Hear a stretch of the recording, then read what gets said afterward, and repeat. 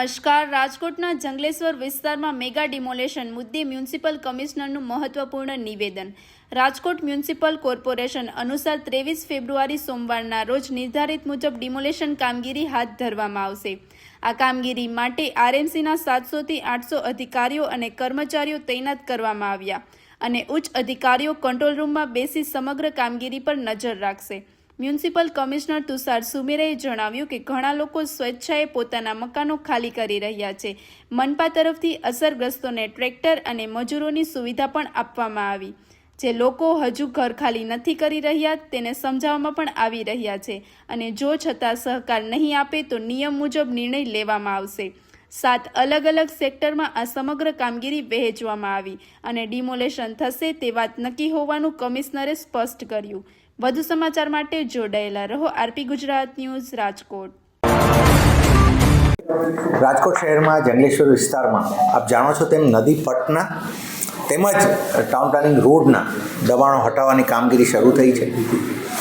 અમે આખું કેમ કે 1400 plus almost 1500 houses are covered, એટલે આટલું જ્યારે મોટું છે ત્યારે રાજકોટ મહાનગરપાલિકાની તમામ સિનિયર ઓફિસરની ટીમ અને લગભગ 700 થી 800 મેન પાવર અમારું આ કામમાં ડિપ્લોય થયું છે. હવે એની સાથે પોલીસ ફોર્સ પણ એડિક્વેટ નંબરમાં આજે ડિપ્લોય થઈ છે.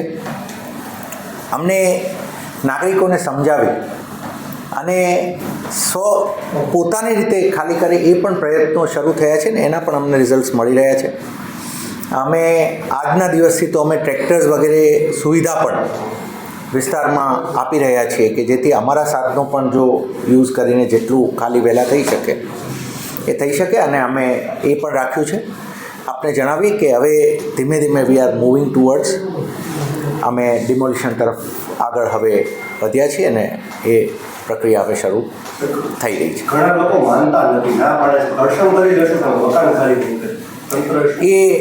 એ જ્યારે એ સમય આવશે ત્યારે એ પણ એક જોતા જઈશું. પણ એટ ધ સેમ ટાઈમ હું આપને જણાવું કે ઘણા લોકો અમને આ સહકાર આપી અને અમે પણ પ્રોએક્ટિવલી આપને જણાવ્યું કે પ્રોએક્ટિવલી અમે ત્યાં ટ્રેક્ટર્સ વગેરે સુવિધા આપી રહ્યા છીએ કે જેથી કરીને કોઈને પણ કોઈ સામાન શિફ્ટ કરવો છે કે બધું રાજકોટ મહાનગરપાલિકા દ્વારા એ પણ પ્રોવાઈડ કરવામાં આવી રહ્યું છે. એટલે અમે બધા રીતે નાગરિકોને સાથે રાખીને કામ કરવું. સર, ગઈકાલે આ કેસમાં હાઈકોર્ટમાં એક સુનાવણી થઈ હતી. હાઈકોર્ટે કોઈ પણ પ્રકારનો સ્ટે નથી આપ્યો. શું કહેશો સર? આપના તરફથી શું રજૂ કરવામાં આવ્યું છે?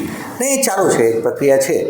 એટ ધ સેમ ટાઈમ અમે આપને જણાવીએ કે જે આપની સાથે અમે પહેલાં પણ વાત કરી, ડિમોલિશનનું કામગીરી ચાલુ છે. સાહેબ, આ ડિમોલેશન ક્યારે શરૂ થશે ને કેટલો સમય સુધી ચાલે એવી શક્યતા? નહીં, એ પ્રક્રિયા શરૂ થઈ ચૂકી છે. હું આપને કહું ડિમોલિશન ઇન ધ સેન્સ કે અત્યારે જે અમારી સાથે વોલેન્ટરીલી જોડાઈ રહ્યા છે એ કામ ચાલુ છે અને હવે લગભગ જેમ જેમ અમારે એ પ્રક્રિયા ધીમે ધીમે પતી જાય, કેમ ઘણું મેન પાવર છે.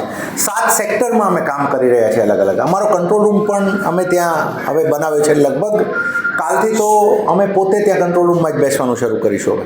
એટલે એ રીતે ધીમે ધીમે હવે ત્યાં થઈ રહ્યું છે. પહેલાં જે લોકો આ રીતે સાથે જોડાય છે અને એ રીતે ખાલી કરી રહ્યા છે એ અમે કરાવી રહ્યા છીએ. એટલે ઇટ ઇઝ ઓન. હવે એક રીતે જોવા જઈએ તો આ ચાલુ છે પ્રક્રિયા. હવે આખા મકાનો કેટલા છે અને પાર્શિયલ કેટલા મકાનો છે? નહીં, મોટે ભાગે આખા જ થાય છે. પાર્શિયલ એવા આવશે કે જે અમારા રોડનામાં માની લો કે કોઈ ઘર પહેલા પ્લોટમાં આવે છે તો એને પણ આમ જોઈએ ને તો એમાં જે થોડા ખેંચાયેલા સેવા નીકળશે એ હવે જેમ જેમ અમે ડેટા કાઢતા જઈશું આગળ જતા જઈશું ને એમ થશે. બટ વીલ એન્શ્યોર કે જ્યાં પાર્શિયલી છે ત્યાં પાર્શિયલી જ કાપવામાં આવે. એવા કોઈ પણ પ્લોટમાં ના જઈએ કે જેની અંદર બીજી અમે નથી. અત્યારે 1400 માંથી ખાલી મકાન કેટલા થઈ ગયા? હજી એ પ્રોસેસ ચાલુ છે. હું આપણે અત્યારે નંબર નહીં આપી શકું, પણ ધીમે ધીમે થઈ રહ્યા છે.